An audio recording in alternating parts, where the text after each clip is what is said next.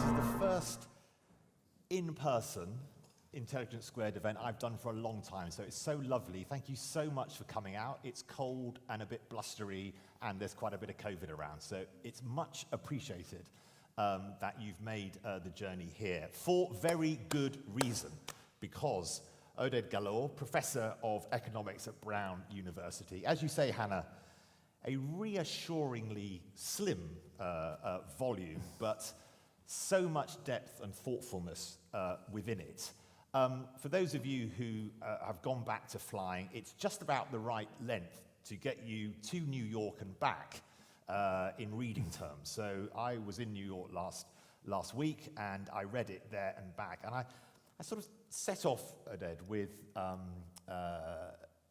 slightly thinking about the world around us. Ukraine, the crisis of COVID and what it had revealed about inequality in the way different countries and within countries were treated. And I sat down in my seat and I opened this book, and the book is packed full of optimism. And what a lovely adventure for me to be able to read something at a time of such crisis that we're in at the moment, to read this thematic step back from the trials and tribulations that we're facing at present, to think more generously about humanity. So I was very grateful for that. As we all know, Oded is a founding thinker behind the idea of the unified growth theory, and we'll get into that in a moment. And he's distilled much of his superb academic work and writing into this volume, The Journey of Humanity. Just a little bit of how this event will progress. We will chat here for a period of time. We've got a lot of questions for Oded, which he can help us with.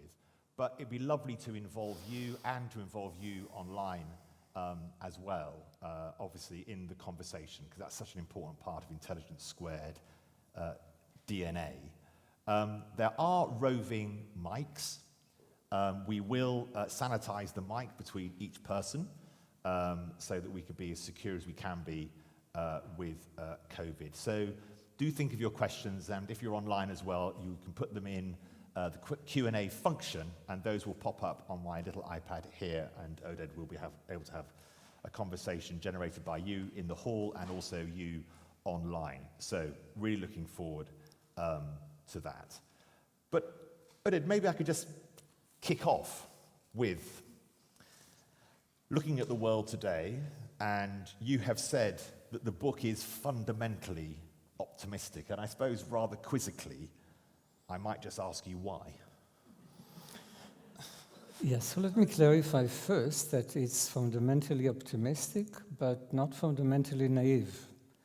And it is based on observations that I made over the past 3 decades about the journey of humanity, a journey that is originated in Africa 300,000 years ago and lasts to the present. And this journey is full of anecdotes about major catastrophes and major devastating effects that are affecting the human population. And nevertheless, it is quite apparent that the human species is recovering from each of these episodes with great resolve and with greater strength. If we think about, for instance, the Black Death that took place in the 14th century, 40% of the European population is devastated by the Black Death. But ultimately, the implications of the Black Death are not long-lasting.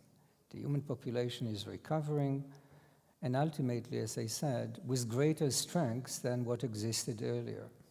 If we think about atrocities in the context of the 20th century, World War I or World War II, naturally, tens of millions of people were decimated by these events, and nevertheless, when we think about them with a wider perspective, it appears that they are naturally huge tragedies for the people that went through them, but ultimately, if we think about the grand arc of human history, it doesn't appear that the human species is being derailed from any of these events. Or if we think about other events that are perhaps more in line with what we experience in the context of COVID-19, the Spanish flu, 1918 to 1920.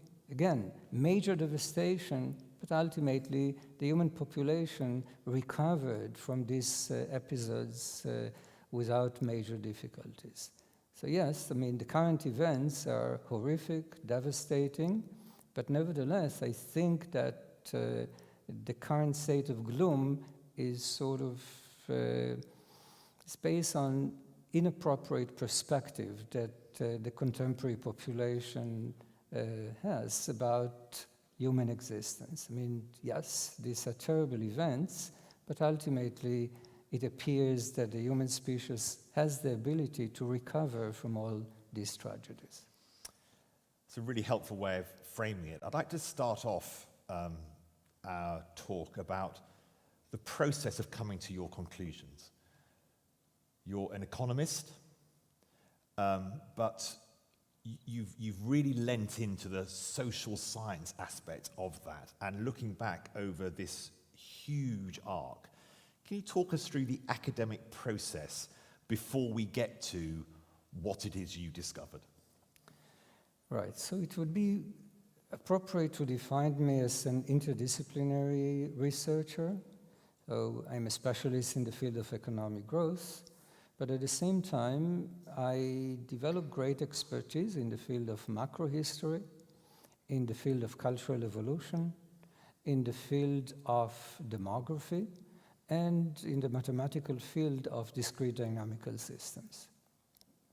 And over my career, I was fascinated by the importance of initial conditions in the context of individuals and ultimately in the context of nations, namely whether the place where you were born is going to affect your livelihood in the very long run, whether in fact initial conditions are a fate, or whether people can defy their initial conditions and ultimately flourish regardless of these initial conditions.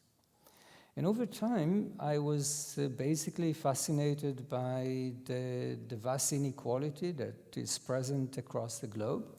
And I was interested in understanding the origins of this vast inequality. And in the course of this investigation, I developed different theories and different mathematical tools that ultimately enable me to understand the process of development in its entirety. So part of the achievement of unified growth theory was basically a better understanding of how few individuals that resided in Africa 300,000 years ago are permitting us to understand how humanity marched forward in a way that ultimately brought about the agricultural revolution 12,000 years ago and the industrial revolution about 250 years ago, and ultimately the prosperity that we experience in today's world. And at the same time, how this march of humanity led into this enormous inequality as we see it across the globe. So I had an intellectual journey that was corresponding, if you wish, to the journey of humanity, and this intellectual journey allowed me ultimately to develop, as I said, the tools and the conceptual framework to understand the journey of humanity in its entirety. I spoke to Yuval Noah Harari about his way of working in a similar way. Now, a question I put to him, and I would like to put it to you as well, Oded, is obviously the data sets. Economists work with data sets. The data sets to understand pre-industrial society are thin. The evidence has to be mixed with forms of, maybe assumption is not quite the right word, but sometimes pushing the logic of a situation in some way.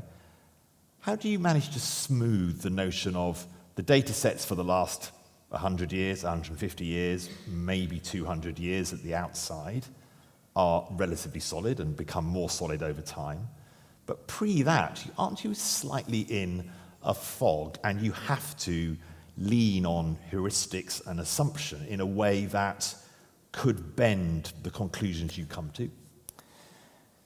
So that's an important observation, and indeed, I mean, when we think about solid data sets, and naturally this will lead us into the 20th century, the 21st century. Today, I mean, with archival work, we can generate very solid data for the 18th century, the 17th century. And before that, we do need to rely on evidence that are perhaps more scattered, but nevertheless very reliable. And the pattern that I'm depicting, namely that over most of human existence, we do not see much progress in the context of living standards, is based on solid evidence, in the sense that I cannot say that standard of living was such that income per capita was $400 per person per year or $1,000 per person per year, but I can certainly say with firm evidence that over most of human existence, we see that living standards are fluctuating within a very narrow band, very close to the subsistence level. This can be defined, and this can be established. And then at a certain point in the course of the past 200 years, we see this tremendous increase in living standards, where living standards measured by income per capita is increasing 14-fold within 200-year period. So the debate is whether it is 14-fold today versus perhaps half a fold over 300,000-year period, or whether, in fact, it's 14-fold versus no progress whatsoever. But the delta is so big precisely. that so you know you have the authority of that. Precisely, yeah. Precisely. Yeah. Let's get into the unified growth theory. So you've basically nailed the coffin down on Malthus's theories around population and growth. So take us back to what you describe as the subsistence level, when we could still all believe in the Malthusian model, that growth led to population growth, led to overdemand, lack of supply, populations decline, on you go with your subsistence level existence. Take us on a journey from there, and what broke that model, which presumably, as you suggest, had been working rather well for thousands of years. Mm-hmm. Right. So let me take a step back and basically phrase it in the context of one of the mysteries that are being resolved in the book. So the book is revolving around two fundamental mysteries that were surrounding human existence. The first one I defined as the mystery of growth, namely what brought about this dramatic transformation in living standards in the past 200 years after literally 300,000 years of near stagnation. And the second one is the mystery of inequality, namely what brought about this vast inequality in the wealth of nations. So in the context of the first mystery, that's relevant for your question, unified growth theory and the first part of the book are in fact trying to develop a coherent, unified structure that in fact will show us why is it the case that over 99.9% of human existence, societies are in a state of stagnation, or if you wish, in a state of Malthusian stagnation. And then ultimately, quite spontaneously, we see the emergence of sustained economic growth. So naturally, this is a very difficult problem from a mathematical viewpoint, but it's very interesting conceptually. Let me try to walk you through the argument that is raised in the book. So in the context of the Malthusian world, what we see is this interaction between the size of the population the adaptation of the population, and the level of technology. So since the emergence of anatomically modern human in Africa 300,000 years ago, people are innovating. They're not innovating at a pace that we are innovating today, but they're innovating. One stone tool is replacing another stone tool. Progress is not made daily, but it is made over the centuries and over the millennia. Now, when technology is advancing during this period, it permits people to have more resources. And when they have more resources, more of their children survive. And in addition, they can, in fact, have more children than otherwise. So then, despite this progress in technology, resources per person are declining back to their initial position. And throughout the course of human history, we see this reinforcing interaction. The level of technology determines the size of the population, but the size of the population in turn affects the rate of technological progress. More people, more potential innovators, more demand for their innovations, more technological progress. In addition, technological progress is changing the technological landscape in which people operate and consequently induces human adaptation. And human adaptation is important because this adaptation permits further technological progress. So in the course of human history, we see these wheels of change: technological progress, population size, and population adaptation that are reinforcing one another. The process is very slow. At any point in time, the rate of technological progress is negligible. The rate of population growth is negligible. The rate of human adaptation is negligible. But over a 300,000-year period, we move gradually from stone tool technology to a steam engine technology in the eve of industrialization. And if we think about the size of the human population, despite this Malthusian stagnation, what we see is that the size of the world population 12,000 years ago, in the eve of the agricultural revolution, is about 2.5 million people.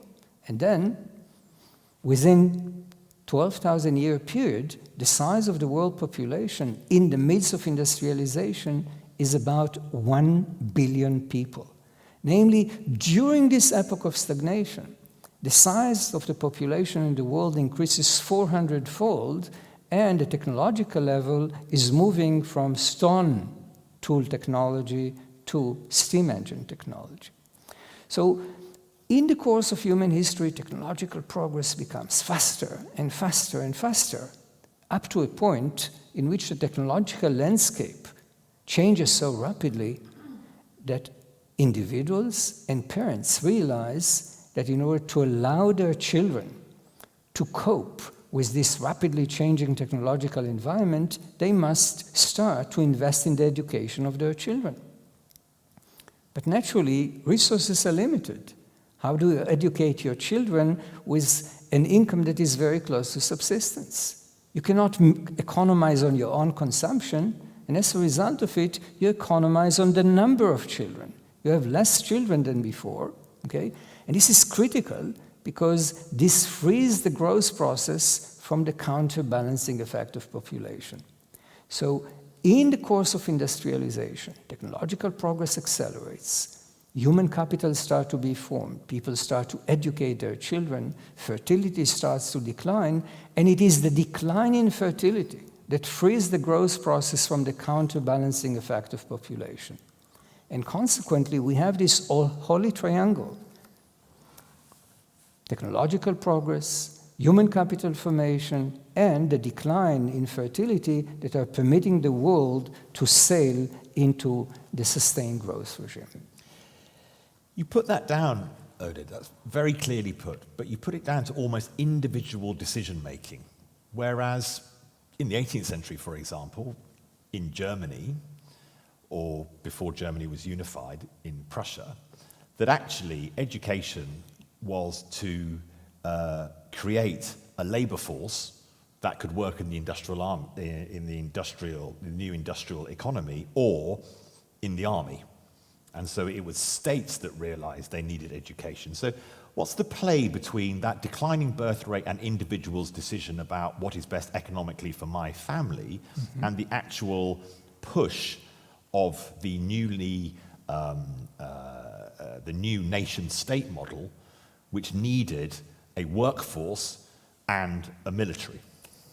So that's a fantastic question, and indeed, education was motivated by a variety of reasons. Some of it had to do with social cohesiveness, some of it had to do with demand in the military realm, and some of it had to do with demand in the industrial sector.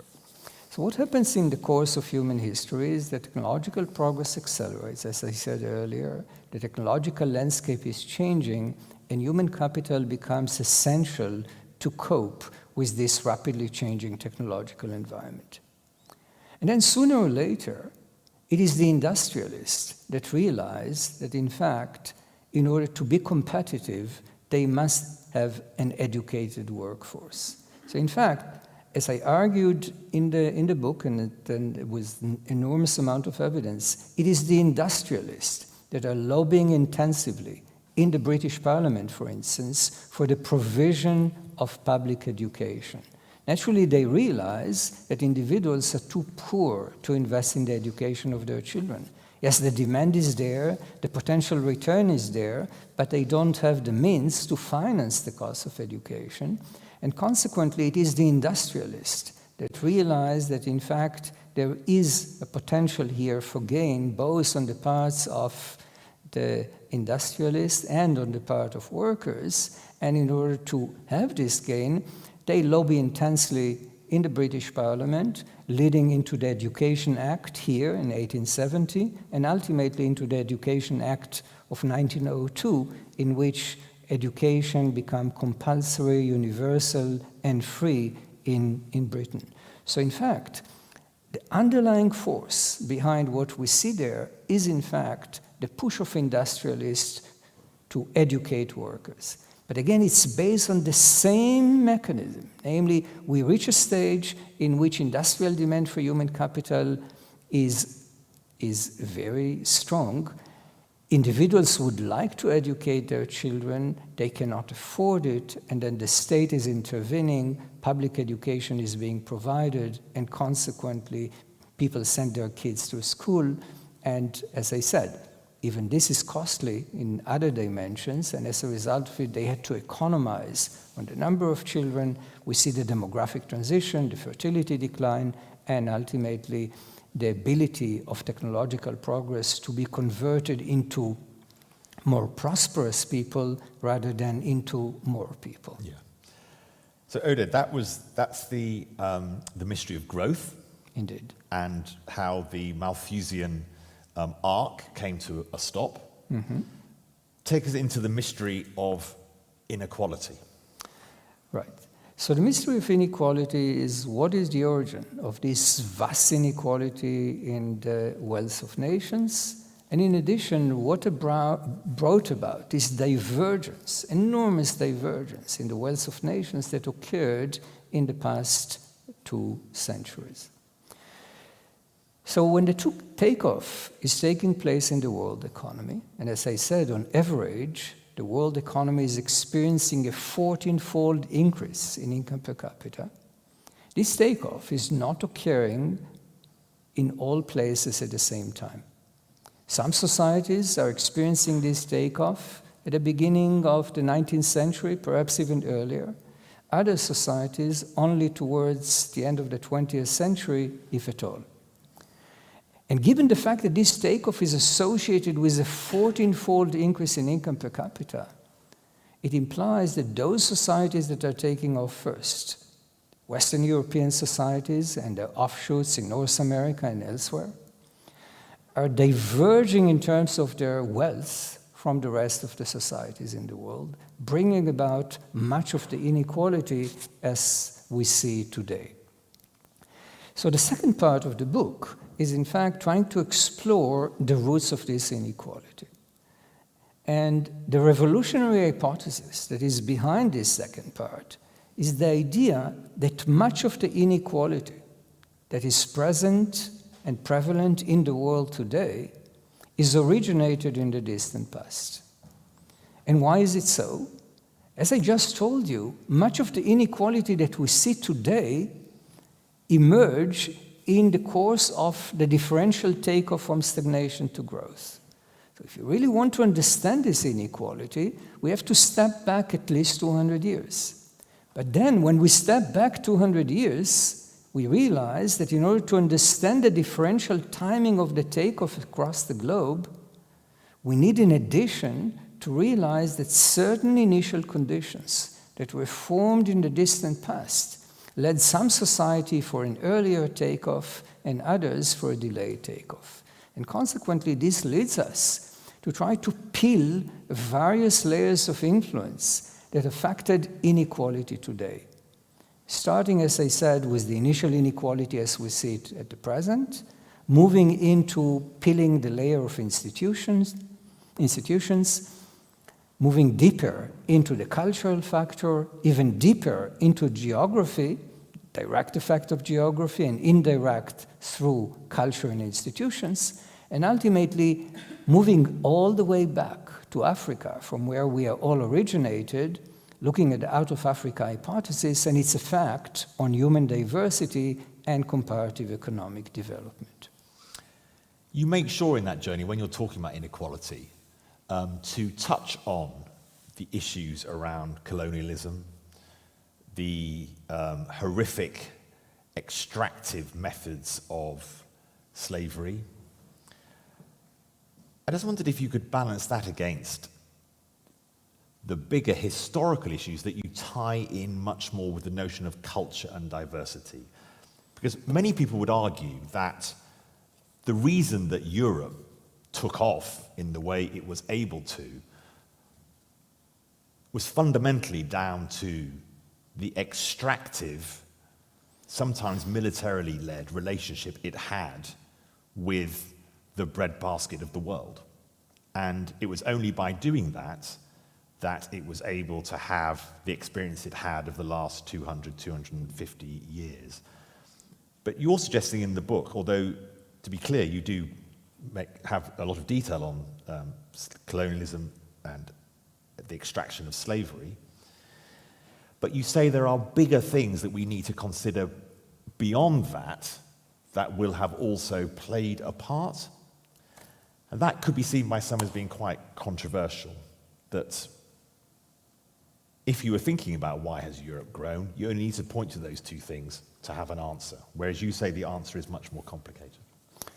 Indeed. So you made very valid observations, and naturally, if we think about the immediate impact of colonialism, extraction, slavery on the wealth of nations, it is apparent, it is there, and it explains a significant portion of the variations in the wealth of nations. But nevertheless, it leaves us with an enormous puzzle, which is, why is it the case that Europeans are the ones to colonize other societies rather than vice versa? Namely, it leads us into the understanding that we, in some sense, we need to understand first variations in prosperity of nations within the old world, and we need to understand what ultimately led into colonialism. So what I argue in the book, and that's important to realize, is that it appears that a takeoff, say, of England in the course of industrialization would have taken place with similar vigor, even in the absence of certain markets in the colonized world. Nevertheless, when we think about, say, the trade relationship between India and England, it is quite apparent that this trade relationship was detrimental for the development of the Indian economy and was beneficial for the development of the English economy. In what sense? So when a trade relationship is being formed between India and England, Naturally, this trade relationship are not necessarily free trade relationship. And what we see in the course of this trade relationship is that India is pushed to specialize in the production of raw material, in the production of primary goods that are naturally low skill intensive goods. Namely, they require relatively little education. Whereas England is specializing in the production of industrial goods that are education intensive. That's very important because it implies that in the context of England, there is an additional demand for human capital that is catalyzing the process that I mentioned before. Higher demand for human capital, more investment in human capital, lower fertility rates, and an earlier transition from stagnation to growth. And in the context of India, we see the opposite force. Namely, India is specializing in the production of raw material, primary goods, and as a result of it, there is very little demand for education. And consequently, the gains from trade, and there are gains from trade, are converted into more people, into more Indian that are being born, rather than the prosperity of the existing population. And this is basically delaying the demographic transition, delaying the transition from stagnation to growth in India for a prolonged period of time, and is generating divergence. So that's important to realize, so that these forces are important. They're fundamental in explaining some of the inequality that emerge across the globe. And of course, if we augment it with extractive institutions, with slavery, it's even more pronounced than otherwise. But again, there are deeper forces that ultimately led into the position of these different societies, different continents in the context of inequality, and this is part of what is being explored in the book. So what is that? What do you put that differential down to? If it's not simply down to the asymmetric relationship between European nations and other nations across the world, if it's not simply down to that, what else is it down to? Right. So as I explained in the second part of the book, part of what is behind this great inequality in the wealth of nations is institutional factors, the adoption of differential institutions across the globe, as we can discuss. The cultural factor, namely the adoption of cultural traits that are growth-enhancing in some segments of the world, and the adoption of cultural traits that are growth-retarding in other areas of the globe. And then geography that is in fact inducing the development of these cultural traits and institutional traits. So much of the accomplishment that is made in the argument here is the understanding the geographical endowment affects the evolution of cultural traits, affects the evolution of institutional traits, and is behind a significant portion of the divergence that we see across the globe. And on top of it, there is an argument that I hope we will have time to discuss, which is the issue of human diversity and how it interacts with comparative development.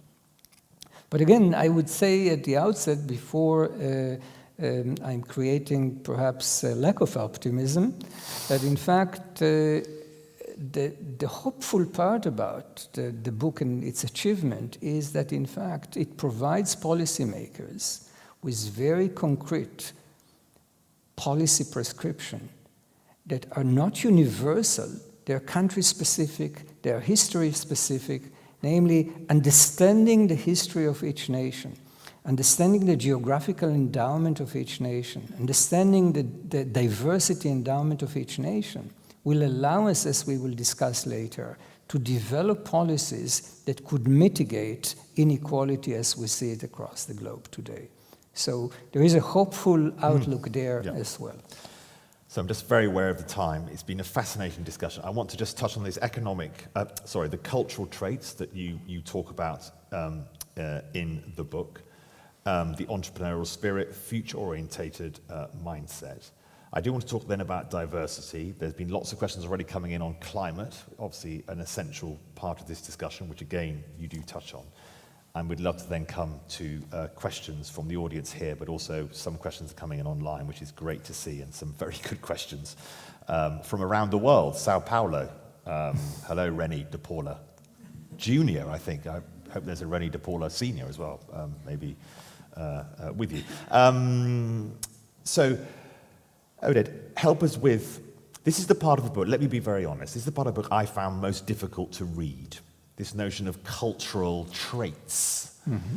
And you've created, let me put it more strong than this, a lively debate around the issue of what are cultural traits and how could they be viewed by people not as benign in their thinking as you. When you talk about a future-orientated mindset, well, what are you sort of talking about? And is Europe unusual for having that in comparison to the Middle East of the 14th, 15th century, China in the centuries before the 10th century? I mean, there's something peculiar about the European trait which other areas of the world have not had? Yeah, I wouldn't define this a European trait, and that's not the argument. In fact, the argument is much more refined. So the argument is that geographical endowment in the distant past affected the exposure of individuals to agricultural activities in some places across the globe, and this can be regions within Europe. It's not, I think it would be deceiving to think about it in the context of Europe versus Asia or Europe versus Africa. Let's think about it just for the sake of the argument, and that's completely valid empirically. Let's think about it in the context of variations within the European continent. Suppose that some people originated in certain geographical territories where the soil is such that the crops that you can cultivate in the soil doesn't justify agricultural investment. You might as well do something different. Might as well have animal husbandry, you might as well gather, you might as well fish, rather than be engaged in agricultural investment. Now, why is it so important? Agricultural investment is associated with the ability to delay gratification, in the sense that you plant today and you harvest 4 months from now, 6 months from now, 9 months from now. So this process is critical in the ability of individuals to plan for the future, to be future-oriented, okay? So the argument is, and as I said, this is a very strong empirical argument, it is well-founded empirically, is that across the globe, and within each continent in the globe, those societies that were originated from places where the return to agricultural investment are higher than otherwise, are more long-term oriented, are more future-oriented. In the sense that, if you think about it in terms of contemporary outcomes, they smoke less, they're more educated, they have protected sex, etc. So they're future-oriented, and again, you can trace this future orientation to the legacy that existed hundreds of years ago and thousands of years ago in terms of agricultural endowment. So this is critical because when we think about future-oriented mindset, this is a very critical element in the growth process. When we take education decisions, it is based on our ability to be forward-looking. When we save, it is based on the ability to be forward-looking. So the entire growth process is predicated on this notion of long-term orientation.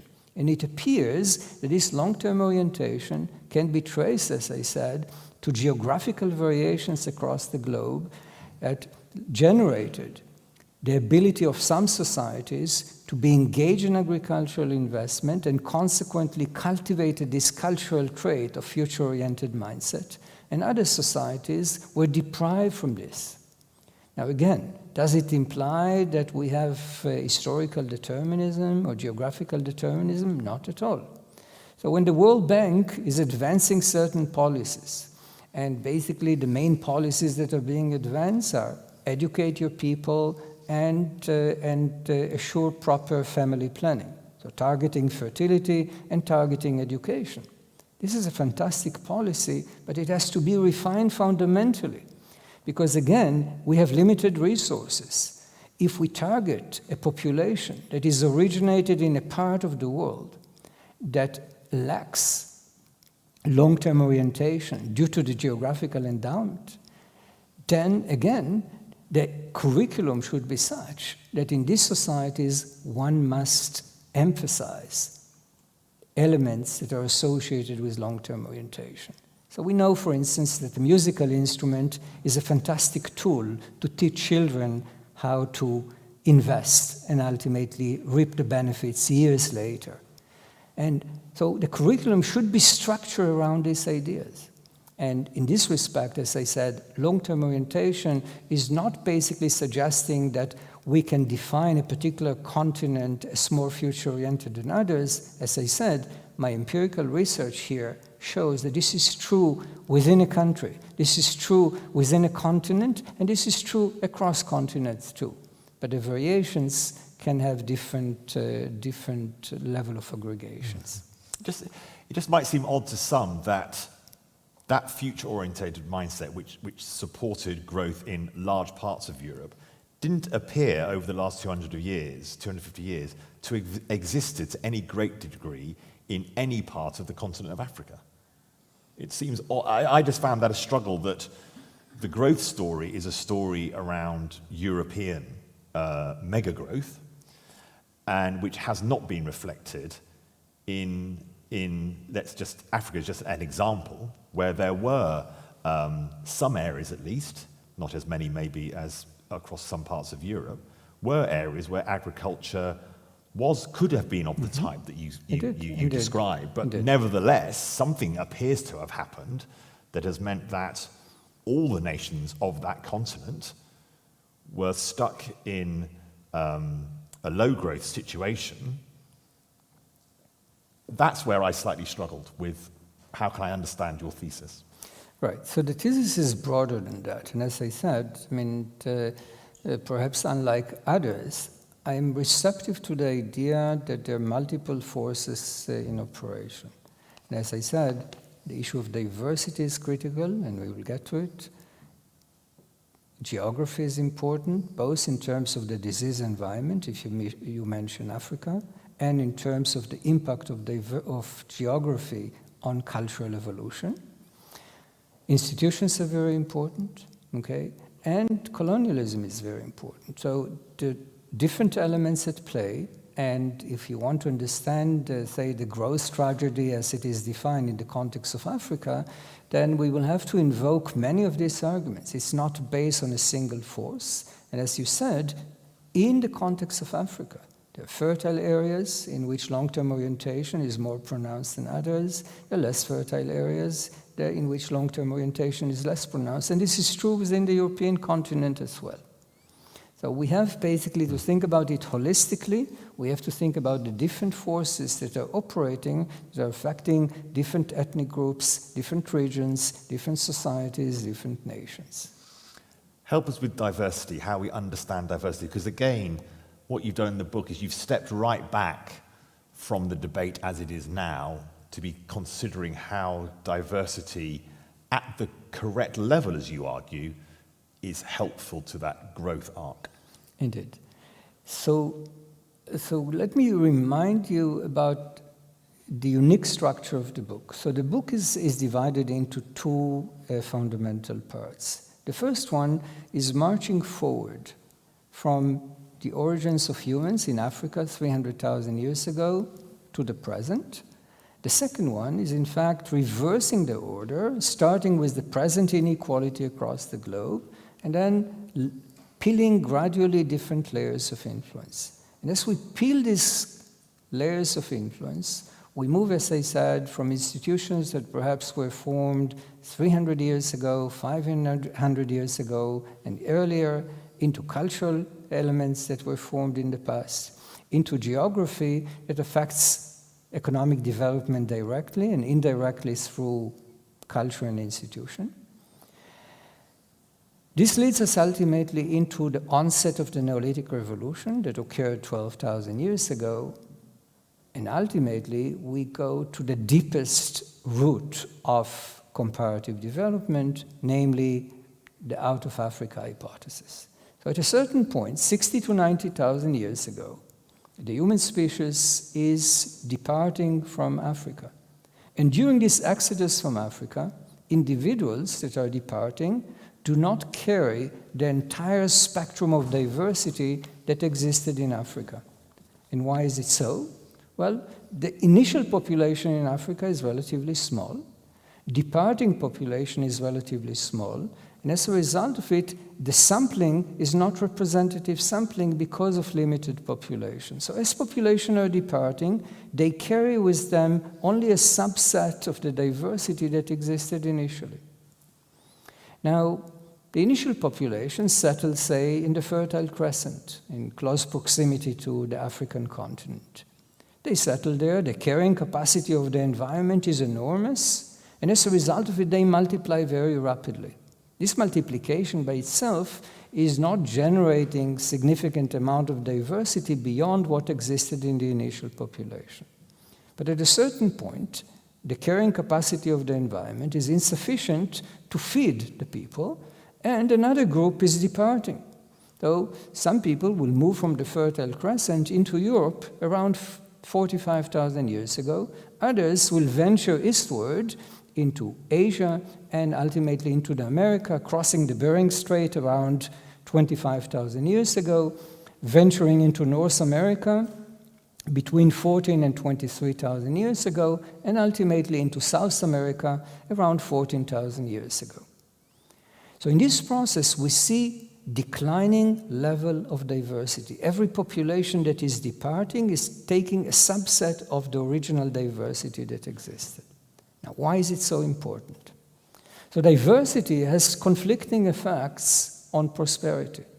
On the one hand, diversity is associated with cross-fertilization of ideas, complementarity of traits, and as a result of it, more innovations than otherwise. But on the other hand, diversity is associated with social non-cohesiveness. We can show, and I showed empirically, that diversity is associated with mistrust. Diversity is associated with disagreement about the desirable public goods. Some people would like more education, others would like less education, some individuals would like to see redistribution policies, others something different, and this is a source of conflict. And conflict, naturally, is a source of reduction in productivity. So we have two conflicting effects of diversity. And this implies that societies that are very diverse, or societies that are very homogeneous, will not perform as well as societies that are somewhere in between, namely societies that have a sweet spot level of diversity.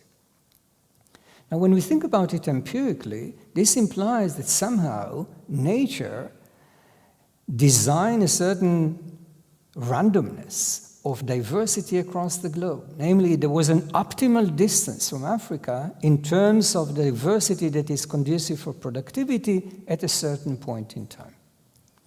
Now, what do we see empirically? And that's very interesting. When you look at the world in the year 1500, it appears that the societies that are optimally diverse, that have the diversity level that is conducive for productivity, are China, Japan, Korea. Societies that we typically do not associate with diversity level that is conducive for productivity.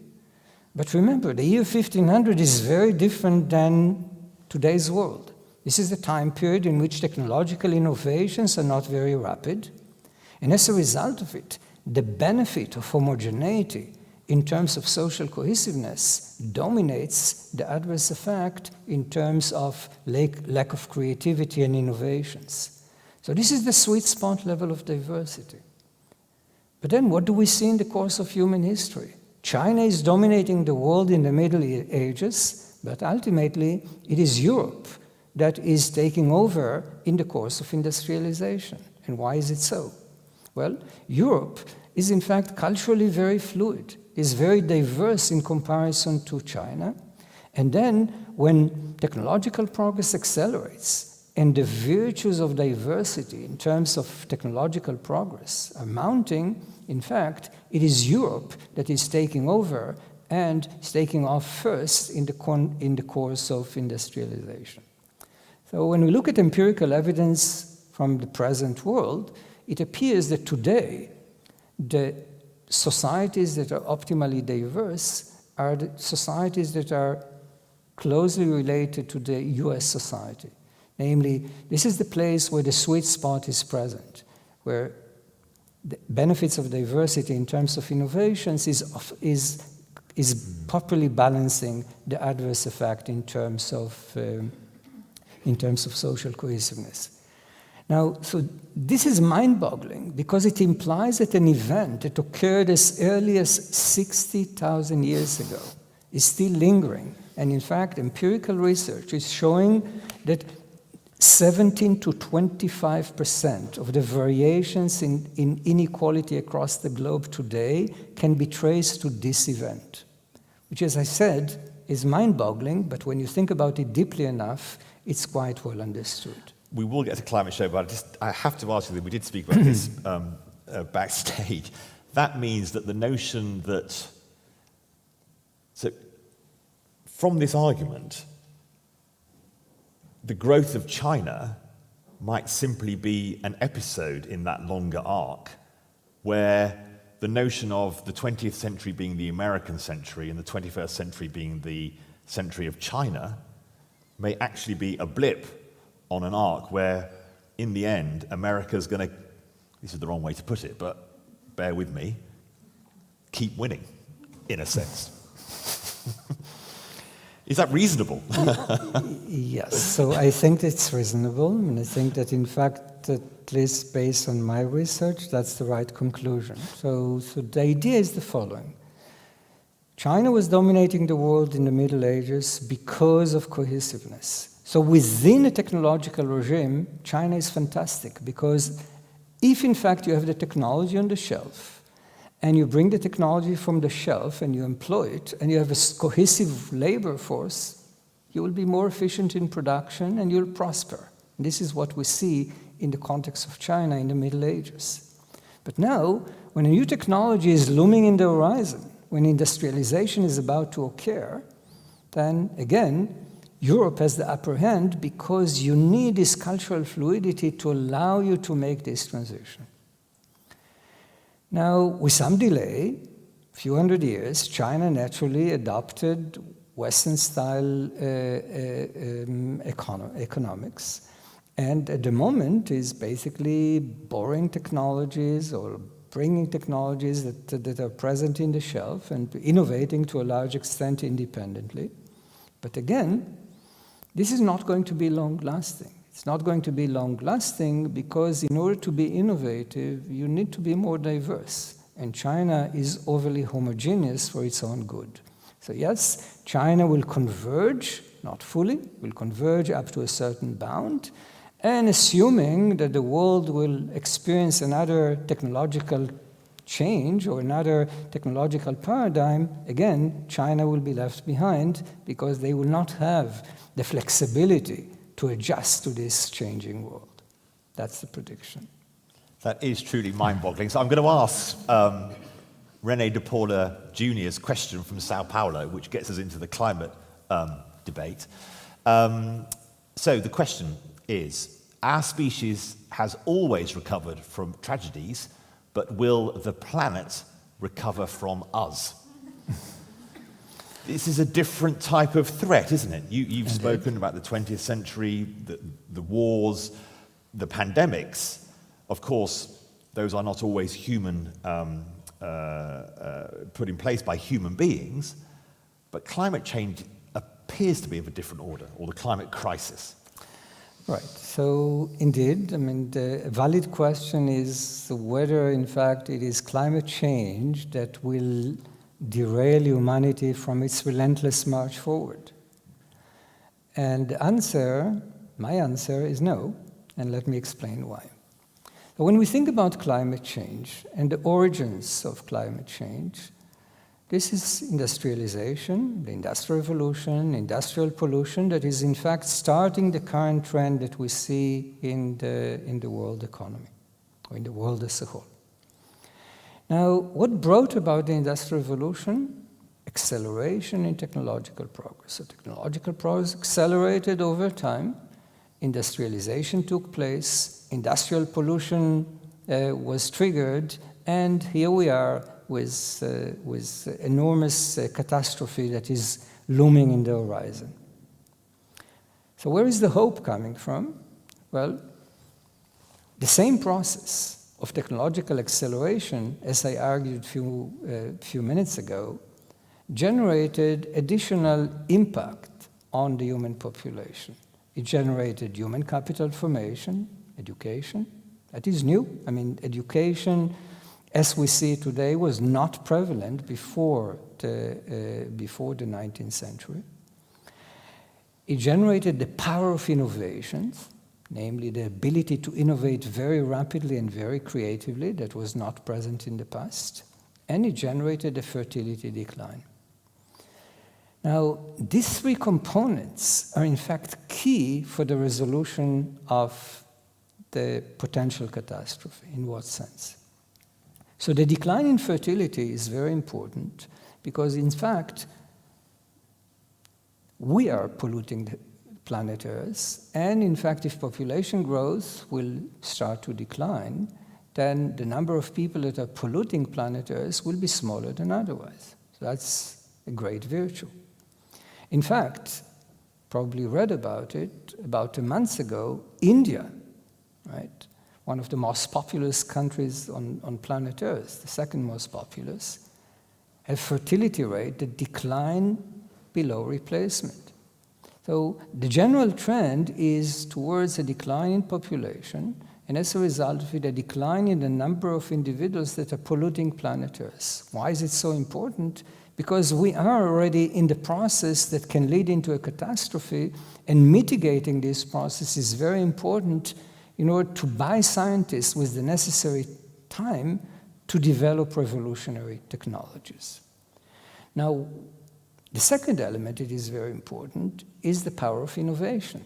And we saw it in the context of COVID-19. Just imagine what would have happened if COVID-19 would have occurred in the middle of the 19th century, where scientists were not able to be ingenious enough to come with mRNA technologies within a year. This would have lasted over decades, would have devastated enormous segments of the human population.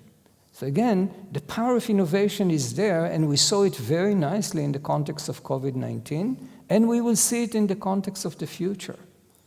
Now, these technologies are not yet on the shelf, and perhaps even they are not in the mind of scientists. But again, if you think about technological progress in the course of human history, many of them could not have been anticipated decades before or centuries before. And as a result of it, we are in a critical juncture, which, as I said, fertility decline is buying for us necessary time to allow scientists to come up with these revolutionary technologies that will not mitigate climate change, that will potentially reverse climate change. In addition, the fact that we adopt environmentally friendly technologies is very promising, again, in mitigating this trend. But ultimately, it will be this power of innovation that will generate technologies that, at the moment, we cannot envision. But they will be here 30 years from now, 40 years from now, to rescue planet Earth from humans. I'm going to bring you back here in 30 years, and you'll be a grand old man, and I'll be a grand old man, and we can see whether that is true. Indeed. But a hopeful ending to our bit of the conversation. Can we have the lights up? People, please put your hands up to ask exciting questions. There will be mics moving around, and wipes as well, we are told, authoritatively, will be coming with them. But just while we're waiting for people's confidence to grow in the hall, actually, I suppose one point about COVID-19, if it had been in the middle of the 19th century, at least we wouldn't have been flying around infecting each other from our ski chalets, is what happened in Europe through COVID. But anyway, I'll put that to one side. I'm sure that's a minor issue. Another question from our fantastic online audience. This was quite interesting as well, I thought. This idea that, as economists, there is a tendency to see economic growth as the fundamental good. And this person asked, sorry, there's no name with the question, says, some people still live a subsistence existence happily without planetary harm. Some accuse Westerners of harming the planet. Is this really progress? And the idea of the growth engine being so necessary part of what we call development, should we be challenging that more aggressively, the notion of what progress looks like?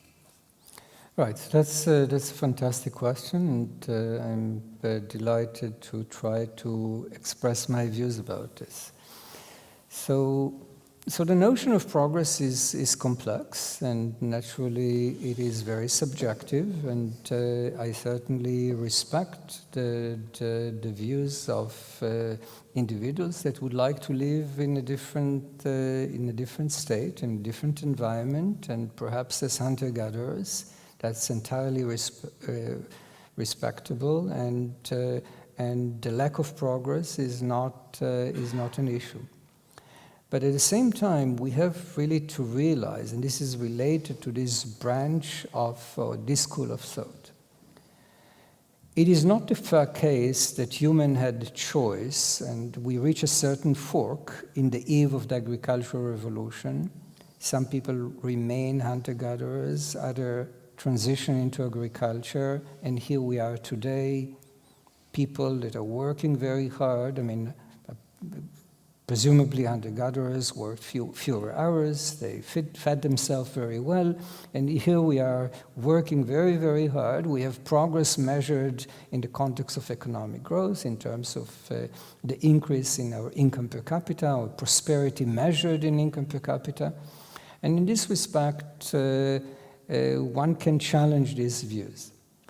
But again, we have to realize that at the time, in the eve of the agricultural revolution, the human species did not have a choice. So unlike other who wrote popular science books that argue that somehow perhaps this is the biggest mistake in the course of human history, or perhaps that the Neolithic revolution was associated with decline in human prosperity, in fact, this is an incorrect notion.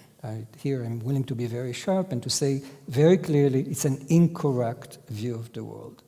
It's an incorrect view of the world because of the simple reason. So as people are migrating out of Africa, they gradually populate all empty niches on planet Earth.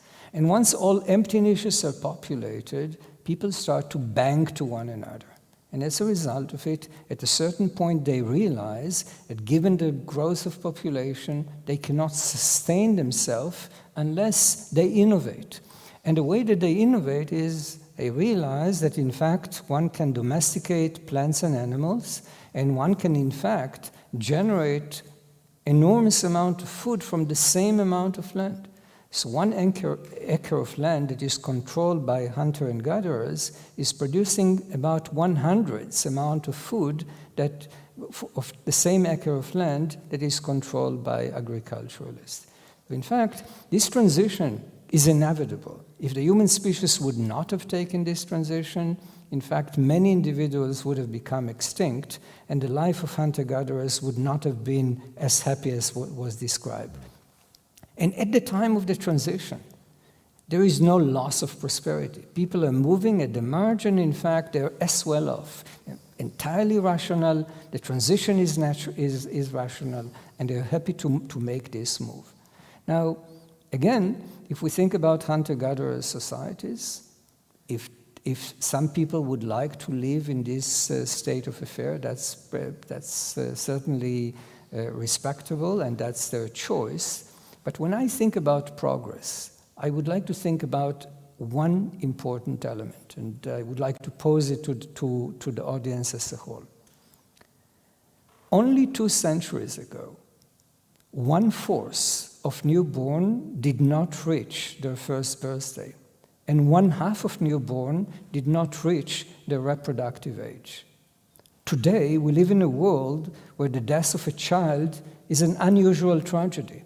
This is progress for me. in real life, maybe we've forgotten. It's a raise of the hand, and that's how we ask a question. And the gentleman here has become very brave. Well done. Yes, please. This person here first. Lovely. Thank you. You talked about policy implications being quite geographically specific. So could you talk about some of the most important policy implications for the UK that have come out of your work? I could not understand. Policy implications out of your work. You've touched on some of the global issues. Right. So thank you very much. But the question is about the UK specifically. What are the implications of your book? Okay, so can I broaden it a little bit initially and talk about the policy implications broadly and then refer to the policy implications in the context of diversity in the UK? But let me... Are you happy with that method of answering? Yes, thumbs up. Yes, you may. So as I said earlier, when you think about the journey of humanity, the book, it is not a proponent of historical determinism. It is not a proponent of geographical determinism. It is not a proponent of determinism. The idea, in fact, is very different. The idea is that by considering our past, we can participate in the design of our futures. And how? So as I said earlier, the World Bank is spending an enormous amount of resources to try to alleviate poverty in developing countries. That's commendable. But to a large extent,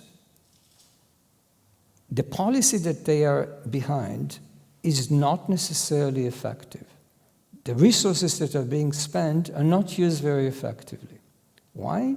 Because they're a proponent of one policy that fit all developing countries at once. Now, what we learn from the journey of humanity is that, in fact, different places across the globe were exposed to different processes, different cultural evolution, different evolution of institutions. And consequently, individuals in these societies, need a particular type of policy. So think about education policies, and think about the issue of diversity. So as I said, when you think about the two ends of the spectrum, very diverse society on the one hand, society like Ethiopia, that is mired in civil conflicts, and another society that is very homogeneous, somewhere in the Americas. A society that is very diverse could benefit from policy that will enhance social cohesiveness. Namely, the curriculum should target social cohesion, respect for difference, respect for different ethnic groups, etc. Respect for the difference. So these elements should be an integral part of the curriculum. But when we target a society in the Americas, Native Americans, that are relatively homogeneous, then the policy will be precisely the opposite. There, the issue is over-homogeneity. And there, we would like, in fact, to educate children to think out of the box, to challenge the status quo. This will not be a good policy in Kenya or in Ethiopia, but it will be a very good policy in South America, in the sense that it will generate diversity in a place where it is not present. So in the context of Ethiopia, we can mitigate the costs of diversity, and as a result of it, enhance the positive effect of diversity in the context of innovativeness, in the context of, say, a society in South America that is largely indigenous. We can mitigate the cost of diversity is smaller to begin with, but we can enhance the positive effect of diversity. So this is one policy, and naturally it is related to the English economy as well. But in addition, as I said earlier, we can think about the geographical endowment. If you are originated from a place, or if your society is originated from a place where nature was not conducive for the development of future-oriented mindset, then the education system can supplement for it. So the curriculum should be such that children will be taught how, in fact, to be more patient and how to develop this important trait for economic development. Another element that we did not discuss so far, and perhaps we will not, is the issue of the impact of the plow, or suitability of land for the use of the plow, on gender inequality. So again, if your society is originated in a place where the suitability of the plow was pronounced, as a result of it, the plow was adopted, and since the plow is requiring upper body strength, it generated a division of labor between men and women. Women were confined to housework, and men were remain in agriculture. And it's lasted over time. In this type of societies, we would like to see further reinforcement of the virtues of gender equality.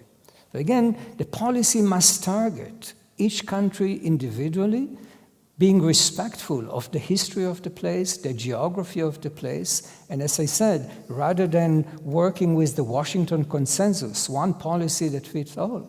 In fact, we should think about an individual country-specific policies that can mitigate inequality across the globe.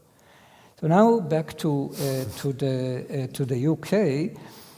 So naturally, I mean, and I heard about it in dinner conversations since I arrived here, that the issue of diversity is still, I mean, sort of conflicts in societies are present. And in this respect, I think, again, education policy that will foster appreciation for different cultures, that will foster social cohesiveness in different dimensions, that will foster trust in people that appear different and perhaps behave different and come from a different cultural background, is essential to mitigate the costs of diversity and to enhance the benefit of the existence of large cultural heterogeneity that you have in the English society. Are we, just to help me a bit, I hope this is helpful for the questioner as well, where do we sit on the kind of list between Ethiopia and I think your study was also Bolivia, wasn't it? Was Right. the sort of two ends. Indeed. Are we sort of in that American kind of... You're very close to the sweet spot. You're very, very close to the sweet spot. But remember, and this is something very important to realize in the context of the understanding of the future, as we move forward and technological progress becomes more and more demanding, societies that will be more diverse will have the upper hand. Okay, so this is something very important to recall here. So typically when we think about progressive policies, some people would like to adopt progressive policies because of moral values. People would like to see the society more diverse for, as I said, moral values. Some people would like to see other elements, such as gender equality, for moral values. But in fact, the journey of humanity suggests that progressive policies, such as pluralism, diversity, respect for difference, and gender equality, are in fact enhancing economic prosperity. Okay, so this is one of the curious incident in which, in fact, policies that are based on moral values are coinciding with policies that are based on economic prosperity. Thank you so much. Question here, and then here.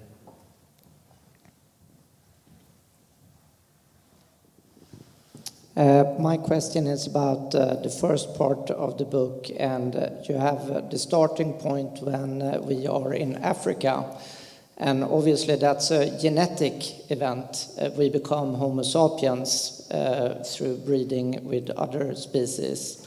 Is there a genetic component in your view after that? I mean, we have part of us are Neanderthals, part of us have other subspecies in us. I think it's presently about 5 or 6, and it seems research indicate that it can be even more. Is there any aspect of that after we left Africa that is in your models or in the explanation?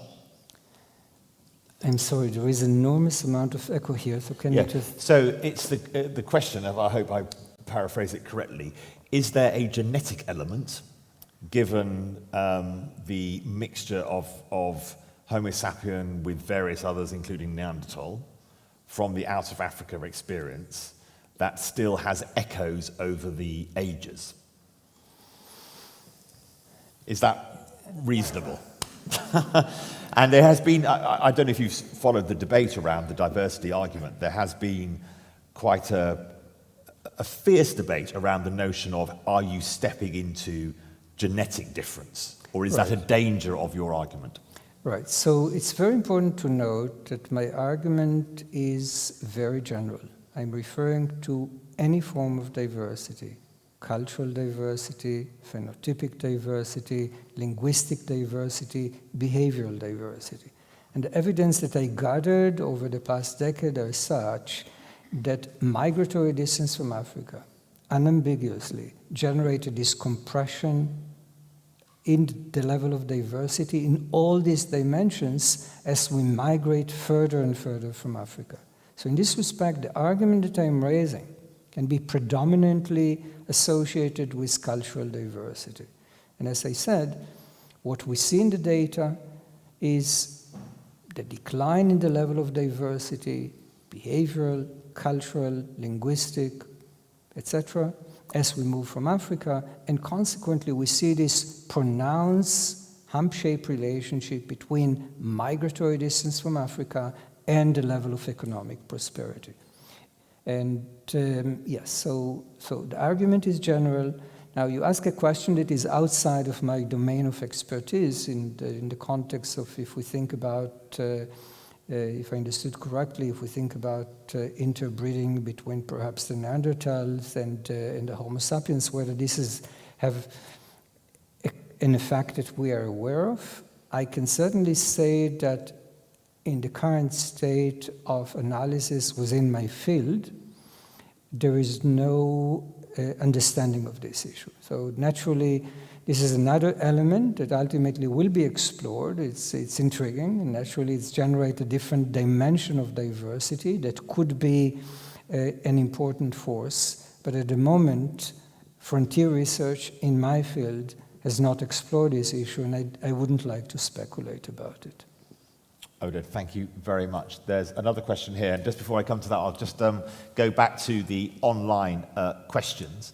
There's one question here for you, Oded, which is, do you agree the technological conditions of the 20th century meant democracy was the most productive way to run society, but in the 21st century, central authority is best? I certainly disagree. Yes. So that's a complex question, and it's not very clear why technology. So I suppose that the person in the audience is alluding to the possibility that perhaps social media and other form of information technology revolution is more conducive for autocratic regimes. I would say the opposite. So what we learned, for instance, from the Ukraine crisis at the moment is that if we think about check on executives, check on policymakers, typically we think about it in the context of elections, and basically the individuals that are operating within the society ultimately are going to depose, crown a particular leader. But what we learned in the Ukraine crisis is that, in fact, social media was a very powerful force in assuring that the Russians are not even more brutal than they were, in the sense that somehow they were very attentive to the fact that the world is watching. And if anything, technology in this particular sense allowed us to be exposed to the scenery of different battlefields, different streets in Kiev and otherwise, and consequently it imposed an enormous amount of pressure on autocrats such as Putin, that typically is not bowing to pressure, but this pressure was overwhelming. So if anything, I think that in fact this technology is in fact pushing us towards the decline of autocracy rather than the emergence of autocracy. Thank you very much. Sir. Very interesting. Thank you. I listen and I feel I, as an individual, seem to be the product of everything outside me. All the diversity, all the weather conditions, everything out there. Society's running the show. Oh. Do you have an understanding of the individual human being that human beings have in common that might, in fact, be where we should look for the hope of civilizations and societies? What I see of society doesn't give me a lot of hope, but I see occurrences in individuals that bring a lot of hope. And if it's in their nature, there's possibility. Is there more in our, if I can paraphrase, I don't know if you've heard a lot of that, is there more in the nature of human beings as individuals that brings us together despite all the worrying signals of the things that divide us? Yeah, so that's a complex question, but particularly if you think about it from an evolutionary viewpoint. Naturally, we are part of the scheme of nature, and we evolve in a particular way to be competitive on the one hand and to cooperate when it's needed. So naturally, there is a tension between these two dimensions of selection to which humans were exposed. On the one hand, we were selected to be selected on the basis of the selfish gene, if you wish, so as to assure our survival relative to others. On the other hand, we learned how to cooperate because we are not alone in the world, and cooperation was very important. Now, so if I think about it in the context of the contemporary period, and if I think about it in the context of the 20th century and the 21st century, again, my feeling is that over time we do see a tendency for human to cooperate more than otherwise, and despite the horrible atrocities that we're experiencing at the moment, we do see something very fundamental that is sort of prevailing. In the context of the Ukraine crisis, at least what strikes me as something very fundamental and very important is precisely this spirit of civil liberties, the spirit of freedom that is ultimately able to conquer the enormous amount of resources that the Russians are investing in order to demolish the Ukrainian population. So what I learned from this individually is that somehow this spirit that is not necessarily, it's partly individual, but partly collective, because naturally individuals themselves could not have defeated the Russians in the Ukraine battlefield. It requires first the individual spirit and the individual cherish of freedom, but in addition, it requires the collective action. So in this respect, perhaps I'm more hopeful than otherwise.